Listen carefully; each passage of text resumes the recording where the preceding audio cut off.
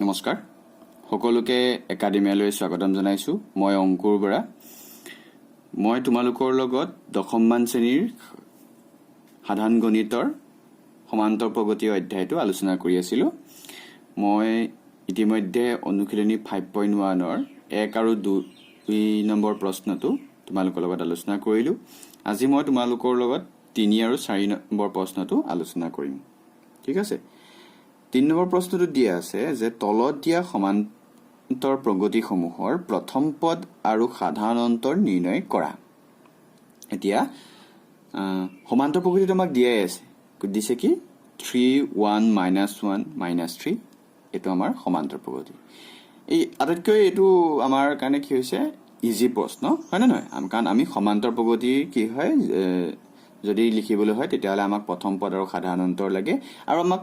ইতিমধ্যে প্ৰশ্নত কৈ থৈছে যে এটো আমাৰ সংখ্যা যিখন সংখ্যাৰ তালিকা আছে এই সংখ্যাৰ তালিকাখন সমান্তৰ প্ৰগতিত আছে আৰু তাৰ পৰা আমি প্ৰথম পদ আৰু সাধাৰণ অন্তৰ নিৰ্ণয় কৰিব লাগে গতিকে আমি দেখা পাইছো যে ইয়াত প্ৰথম যেটো পদ হৈছে সমান্তৰ প্ৰগতিটোৰ সেই প্ৰথম পদটো হৈছে 3 মানে ইয়াত দিয়া আছে কি দিছে প্ৰথম পদ is equal to 3 দ্বিতীয় পদ আমাক কি দিয়া আছে দ্বিতীয় পদ আমাক দিছে দ্বিতীয় পদ দিছে 1 ঠিক একেদৰে তৃতীয় যেটো পদ দিয়া আছে তৃতীয় পদটো দিয়া আছে আমাক -1 এতিয়া আমি যদি দ্বিতীয় পদ আৰু প্ৰথম পদৰ মাজত সাধাৰণ অন্তৰ নিৰ্ণয় কৰিব লাগে হয় নে নহয় সাধাৰণ অন্তৰ আমি কেনেকৈ পাম সাধাৰণ অন্তৰ আৰু যদি আমি d বুলি কওঁ d is equal to দ্বিতীয় পদ মাইনাস প্ৰথম পদ হয়নে দ্বিতীয় পদ মাইনাস প্ৰথম পদ এতিয়া এই দ্বিতীয় পদ কিমান দ্বিতীয় পদ দিয়া আছে 1 প্ৰথম পদ হৈছে 3 আগতে কৈছিলো যে হাত দি আমাৰ নিগেটিভটো ঋণাত্মকো হ'ব পাৰে গতিকে 1 -3 is equal to -2 একেদৰে যদি আমি এই তৃতীয় পদৰ পৰা দ্বিতীয় পদ বিয়োগ কৰো তেতিয়াও আমি দেখিম যে আমাৰ যেটো সাধাৰণ অন্তৰ হৈছে সাধাৰণ অন্তৰ হ'ব -2 গতিকে আমাৰ যেটো প্ৰশ্ন দিছে প্ৰশ্নটোত আমি লিখিব পাৰো এনসাৰ প্ৰথম পদ 3 সাধাৰণ অন্তৰ equal to -2 একেদৰে তোমালোকে বাকি তিনটা প্ৰশ্ন বা সংখ্যা তালিকা বাকি তিনিখন সংখ্যা তালিকা দিয়া আছে সেই তিনিখনৰ পৰা তোমালোকে প্ৰথম পদ আৰু সাধাৰণ অন্তৰ নিৰ্ণয় কৰিব পাৰিবা হয়নে প্ৰথম আমি এনসাৰ কেনেকৈ লিখিলোকে প্ৰথম পদ 3 সাধাৰণ অন্তৰ আমাৰ -2 বুজিছা নহয় এতিয়া আমি 4 নম্বৰ প্ৰশ্নটো কৰিম ঠিক আছে 4 নম্বৰ প্ৰশ্নটোত আমাক দিয়া আছে যে তলৰ কোনবিলাক সমান্তৰ প্ৰগতিত আছে আৰু যিবিলাকে সমান্তৰ প্ৰগতি গঠন কৰিছে তাৰ প্ৰতিটোৰে সাধাৰণ অন্তৰ দি নিৰ্ণয় কৰা আৰু পৰৱৰ্তী তিনটাকৈ পদ নিৰ্ণয় কৰিব লাগে হয়নে না আমাৰ সমান্তৰ প্ৰগতি এতিয়া আকৌ আমাক কৈ দিয়া নাই সংখ্যাৰ তালিকাখন দিছেহে আমি সেই সংখ্যাৰ তালিকাখন সমান্তৰ প্ৰগতি হয় নে নহয় আমি নিৰ্ণয় কৰিব লাগে তাৰ পাছত আমি কি কৰিম যিবিলাকে সংখ্যা সমান্তৰ প্ৰগতি গঠন কৰিছে সেই বিলাকৰ পৰা আমি সাধাৰণ অন্তৰটো নিৰ্বাচন কৰিম আৰু তাৰ পাছত তাৰ পৰৱৰ্তী তিনটা পদ আমাক এতিয়া 4টাকৈ পদ দিয়া আছে প্ৰতিটো সংখ্যাৰ তালিকাৰ গতিকে বাকি তিনটা পদ আমি তাৰ নিৰ্ণয় কৰিম এতিয়া প্ৰথমতে আমি লওঁ 2 নম্বৰকে লৈছো 2 নম্বৰ তালিকাখন দিছো তাত দিয়া আছে 2 5/2 3 7/2 এইটা এটা ধৰা হল বা ধৰা নহয় ইয়াত দিয়া আছে যে a1 মানে প্ৰথম পদটো 2 a2 5/2 a3 to 3 আৰু যেটো আমাৰ চতুৰ্থ পদ দিয়া আছে চতুৰ্থ পদটো হৈছে 7/2 হয়নে এতিয়া আমি সাধাৰণ অন্তৰ নিৰ্ণয় কৰিম আৰু যদি আমি সাধাৰণ অন্তৰ নিৰ্ণয় কৰোঁতে দেখো যে সাধাৰণ অন্তৰবিলাক একে হৈছে তেতিয়াহ'লে আমি গম পাম যে আমাৰ যিখন সংখ্যাৰ তালিকা দিয়া আছে সেইখন সমান্তৰ প্ৰকৃতিত আছে গতিকে আমি সাধাৰণ অন্তৰ নিৰ্ণয় কৰিবৰ কাৰণে প্ৰথমতে কি কৰিলোঁ a2 ৰ পৰা a1 কৰিলোঁ তেতিয়া আমি কি পালোঁ 5/2 - 2 is equal to আমি 1/2 পালোঁ একেদৰে a3 ৰ পৰা a2 বিয়োগ কৰিলোঁ হয়নে নহয় a3 পৰা a2 বিয়োগ কৰিলোঁ সাধাৰণ অন্তৰ নিৰ্ণয় কৰিবৰ কাৰণে আৰু তেতিয়াও আমি কি পালোঁ 1/2 পালোঁ মানে দেখিছা 3a3 হৈছে 3 আৰু a2 হৈছে 5/2 গতিকে তাৰ সাধাৰণ অন্তৰটো হৈছে 1/2 একেদৰে a4 ৰ পৰা a3 বিয়োগ কৰিলোঁ a4 ৰ পৰা যেতিয়া a3 বিয়োগ কৰিলোঁ তেতিয়াও আমি পালোঁ কি a4 ৰ মানটো হৈছে 7/2 এই 7/2 পুট কৰিলোঁ আৰু a3 মানে আমাৰ কিমান আছে 3 গতিকে a4 - a3 তাৰ পৰা আমি সাধাৰণ অন্তৰ পালোঁ 1/2 গতিকে দেখা গৈছে যে ইয়াত যিটো সাধাৰণ অন্তৰ আছে সাধাৰণ অন্তৰটোৰ কি হৈছে একে হৈছে গতিকে সাধাৰণ অন্তৰটো যেহেতু একে হৈছে তাৰ মানে a2 - a1 হয়নে a2 - a1 is equal to a3 - a2 is equal to কি পাইছোঁ a4 - a3 গতিকে যিখন আমাৰ সংখ্যা আছে সংখ্যাবিলাক কি হৈছে সমান্তৰ প্ৰকৃতিত আছে এতিয়া যে সমান্তৰ প্ৰকৃতিত আছে বুলি গম পালোঁ আৰু আমি কিহলৈকে পাই দি থৈছে প্ৰশ্নটোত আমাক a4 লৈকে দিয়া আছে হয়নে নহয় তোমালোকে দেখিছা যে আমাক ইয়াত কিহলৈকে দিয়া আছে a4 লৈকে দিয়া আছে a4 মানটো কিমান 7/2 গতিকে আমি ইয়াৰ পিছত কি নিৰ্ণয় কৰিব লাগে পঞ্চমটো পদ কি হ'ব a5 গতিকে আমি a5 পাবৰ কাৰণে কি কৰিলোঁ a4 + d কৰিলোঁ হয়নে নহয় তেতিয়া আমি দেখিলোঁ যে a4 মানটো আমি পাই থৈছোঁ 7/2 প্লাছ সাধাৰণ অন্তৰ আমি পালোঁ d is equal to half গতিকে half 7/2 plus half is equal to আমি কিমান পালোঁগে a5 ৰ মানটো 4 পালোঁ একেদৰে a6 ৰ যিটো মান সেইটো a5 plus d হয়নে a5 ৰ মানটো আমি কিমান পালোঁ 4 পাতিলোঁ আৰু তাৰ লগত আমি হাফ যোগ কৰিলোঁ আৰু তেতিয়া পালোঁ a6 ৰ মানটো 9/2 একেদৰে a7 ৰ যিটো মান আছে সেইটো a6 plus d তাত আমি পালোঁ 9/2 plus half is equal to 5 বুজি পাইছা নিশ্চয় আমি এনেকৈ বাকী প্ৰশ্নকেইটাও কৰিব লাগিব এতিয়া মই আন এটা সংখ্যাৰ তালিকা লৈছোঁ সেইটো 5 নম্বৰটো লৈছোঁ 5 নম্বৰটোত আমি কি কৰিছোঁ 5 নম্বৰটোত আমাক কি দিয়া আছে যে সংখ্যাৰ তালিকাখন 3 + 3 + √2 3 + 2√2 3 + 3√2 হয়নে এনেকৈ আমাক সংখ্যাৰ তালিকাখন দিয়া আছে আমি ইয়াত কি বুলি ক'লোঁ a1 is equal to 3 বুলি ক'লোঁ a2 is equal to 3 + √2 a3 is equal to 3 + 2√2 আৰু a4 is equal to 3 + 3√2 এতিয়া আমি সাধাৰণ অন্তৰটো নিৰ্ণয় কৰিম আৰু হয়নে আগৰ প্ৰশ্নটোৰ দৰে যদি সাধাৰণ অন্তৰ নিৰ্ণয় কৰোঁতে সাধাৰণ অন্তৰটো যদি একে হয় তেতিয়াহ'লে আমি কি বুলি ক'ব পাৰিম সংখ্যা তালিকাখন সমান্তৰ প্ৰকৃতিত আছে এতিয়া আমি নিৰ্ণয় কৰিলোঁ a2 - a1 a2 ৰ মানটো আমাক কিমান দি আছে 3 + √2 a1 ৰ মানটো কিমান 3 গতিকে 3 + √2 - 3 ইজ ভেলুত আমি মানটো কিমান পালোঁ √2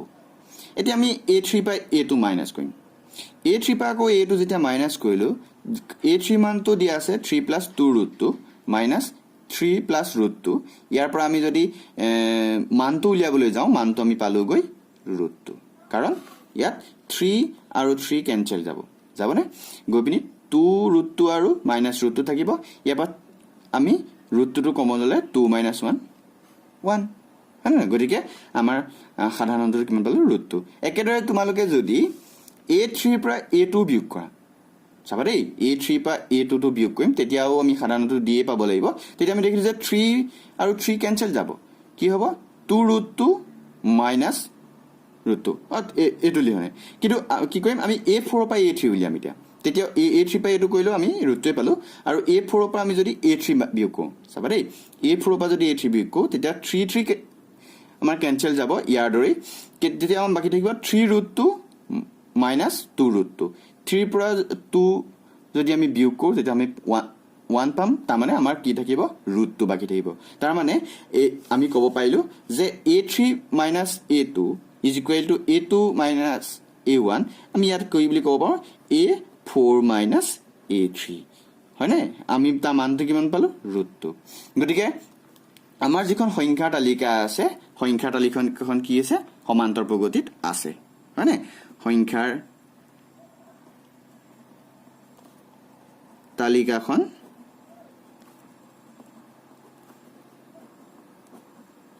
সমান্তৰ প্ৰগতিত আছে এতিয়া আমি যেতিয়া সংখ্যা তালিকাখন সমান্তৰ প্ৰগতিত আছে আমি ইয়াৰ পাছৰ পৰৱৰ্তী তিনটা পদ আমি নিৰ্ণয় কৰিব লাগে এতিয়া পাছৰ তিনটা পদ মানে a5 a6 আৰু a7 এতিয়া আমি কি নিৰ্ণয় কৰিম কি পালো যে আমি a1 পালো কিমান পালো 3 আৰু আমাৰ সাধাৰণ অন্তৰ যেটো d পাইছিলো d সাধাৰণতে আমি d বুলি কওঁ d মানটো আমি কিমান পাইছো √2 এতিয়া আমি কি উলিয়াব লাগে a5 টো আমি কিয় পাম a4 + d a4 মানটো আমি কিমান পাই থৈছো 3 + 3 √2 3 + 3 √2 প্লাস কি হ'ব √2 = কিমান হ'ব 3 + 4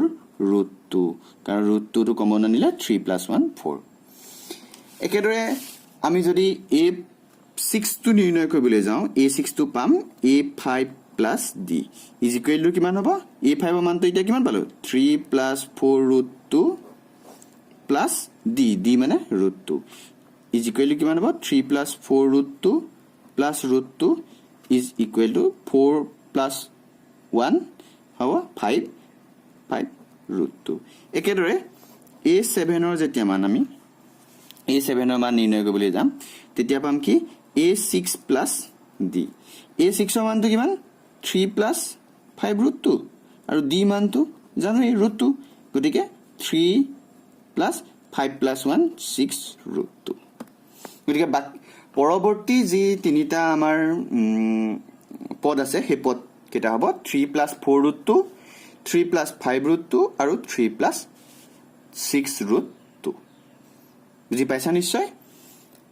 একেদৰে তোমালোকে বাকি এটা প্ৰশ্নও কৰিব পাৰিবা মই আৰু দুটা মান তোমালোকক উদাহৰণ কৰি দিছো ঠিক আছে উদাহৰণ আমি ললো এতিয়া আমি এটো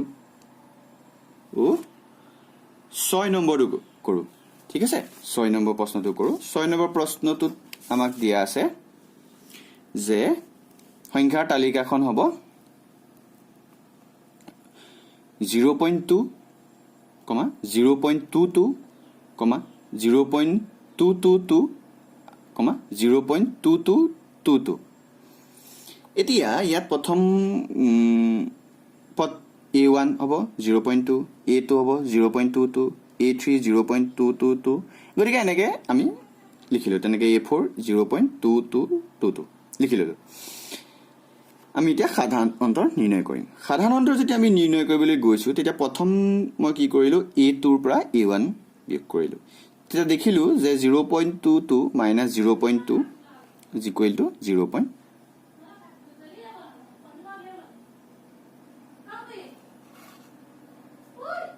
তো আমাৰ 0.02 হ'ব দেই 0.02 হয়নে গতিকে 0.02 ঠিক একেদৰে a3 ৰ পৰা যদি আমি a2 বিয়োগ কৰো তেতিয়া দেখিলো যে 0.22 ৰ পৰা 0.22 বিয়োগ কৰিলে 0.02 পালো এতিয়া দেখা গ'ল যে 0.02 আৰু 0.002 দুইটা মান কি হৈছে একে নহয় যেটা গতিকে আমি কি ক'ব পাৰো যেটো আমাৰ সাধাৰণ অন্তৰ হৈছে সাধাৰণ অন্তৰটো এই যেটো আমাৰ সংখ্যাৰ তালিকা দিয়া আছে এই সংখ্যাৰ তালিকাখনত একে হোৱা নাই যেটো সাধাৰণ অন্তৰটো একে হোৱা নাই গতিকে আমি কি কম যে সংখ্যাৰ তালিকাখন সমান্তৰ প্ৰগতিত নাই বুজি পাইছা নহয় এটি ঠিক একেদৰে আমি আৰু তোমালোকক দুটা প্ৰশ্ন কৰি দিও দুখন তালিকা আমি প্ৰমাণ কৰি দেখাই দিও এটা কৰিম আমি 12 টো আৰু আমি 15 টো বাকি বিলাক তোমালোকে নিজৰ ফালৰ পৰা চেষ্টা কৰিবা দেই এতিয়া 12 টোত আছে সংখ্যাৰ তালিকাখন আমাক দিয়া আছে √2 √8 √18 √32 হয় না নহয়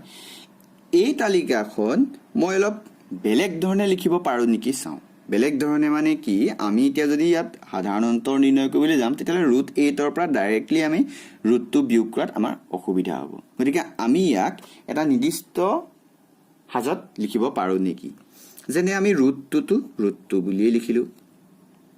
কিন্তু ৰুট যেটো 8 আছে তাক আমি কি কৰিব পাৰো 4 * 2 কৰিব পাৰো তেনেকে যেটো আমাৰ 18 আছে তাকো আমি কি কৰিব পাৰো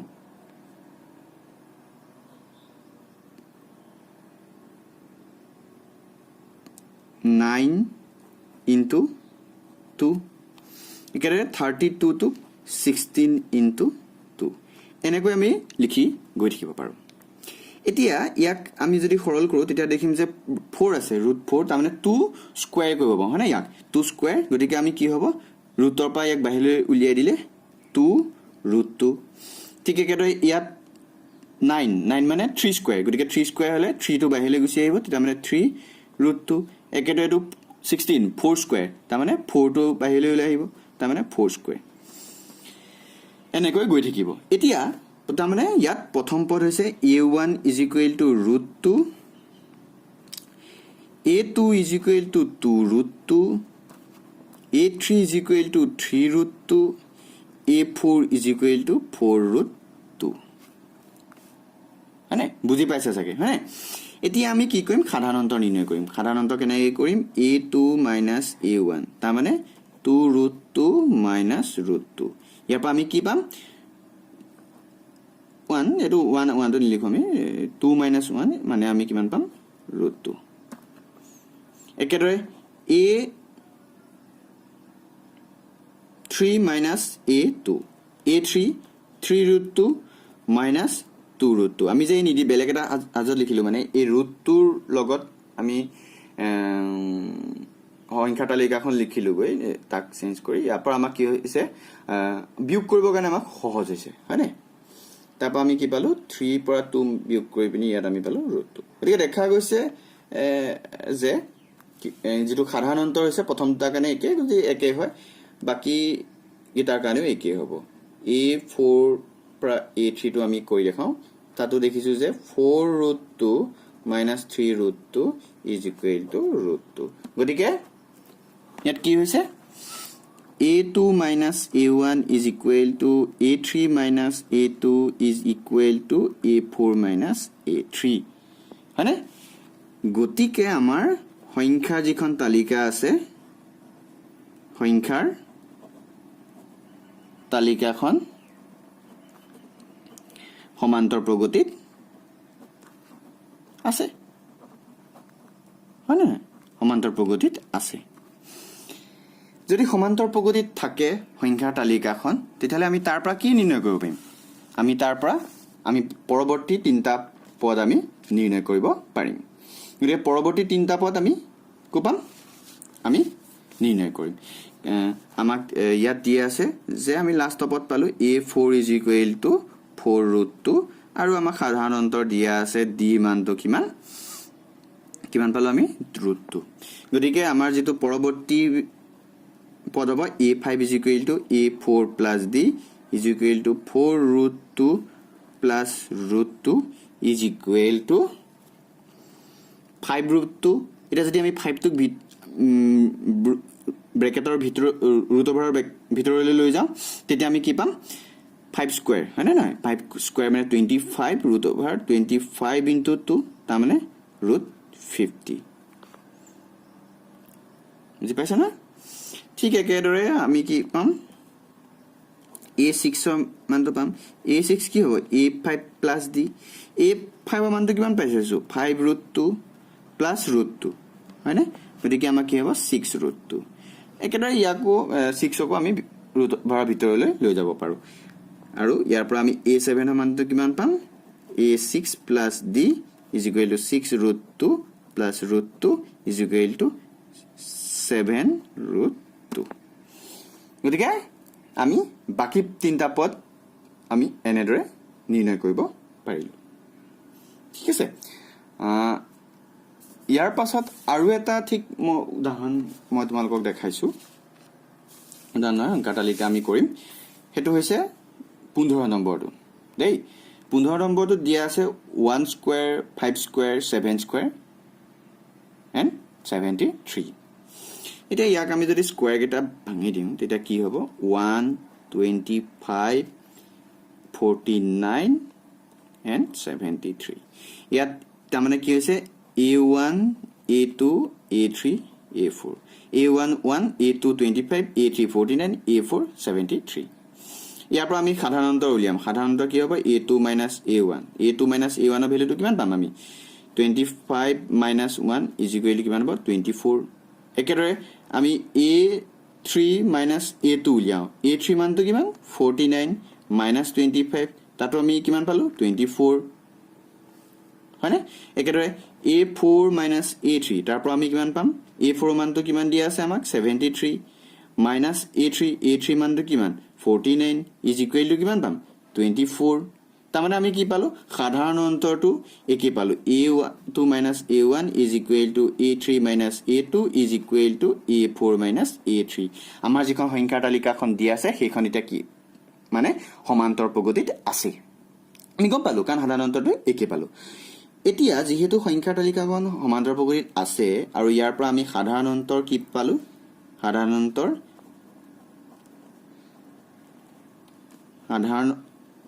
অন্তৰ d ইকুৱেল টু কিমান পালো আমি 24 গতিকে পৰৱৰ্তী যেটো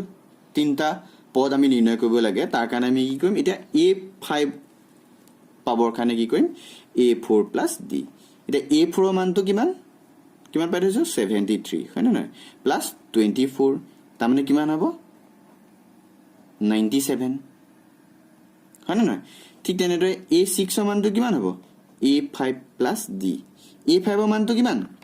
আমি a5 ৰ মানটো কিমান পালো a5 ৰ মানটো পালো আমি 97 + 24 তাৰমানে এটা মানটো কিমান হ'বগে 7 11 1 উকলিব 1 9 2 11 1 12 হয় না নহয় 121 একেদৰে a7 3 নম্বৰটো পদ আমি কি পাম a7 equal to a6 + d a6 ৰ মানটো কিমান 121 + d মানে 24 ইয়াৰ পৰা আমি কিমান পাম 541 মানে গতিকে আমাৰ পৰৱৰ্তী তিনটা পদ কি হ'ব 97 121 আৰু 147 গতিকে আজিৰ আমি পাঠত 3 নম্বৰ আৰু 4 নম্বৰ প্ৰশ্ন দুটা আলোচনা কৰিলো অনুশীলনী 5.1 ৰ পৰৱৰ্তী পাঠত আমি সমান্তৰ প্ৰগতিৰ এন্তম পদটো আমি কেনেকৈ নিৰ্ণয় কৰিব লাগে আমি আলোচনা কৰিম তাৰমানে আমি পদগিতা আমাক যদি মাজৰ দিয়া নাথাকেও আমি প্ৰথম পদ আৰু সাধাৰণ অন্তৰ দিয়া থাকিলে আমি যিকোনো পদে কেনেকৈ নিৰ্ণয় কৰিম তাৰ আমি সাধাৰণ ফৰ্মুলাটো আমি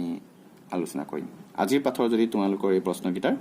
কৰোতে কিবা ডাউট থাকিছে তোমালোকে তলৰ কমেন্ট সেকশনত কমেন্ট কৰি মোক জনাবা ধন্যবাদ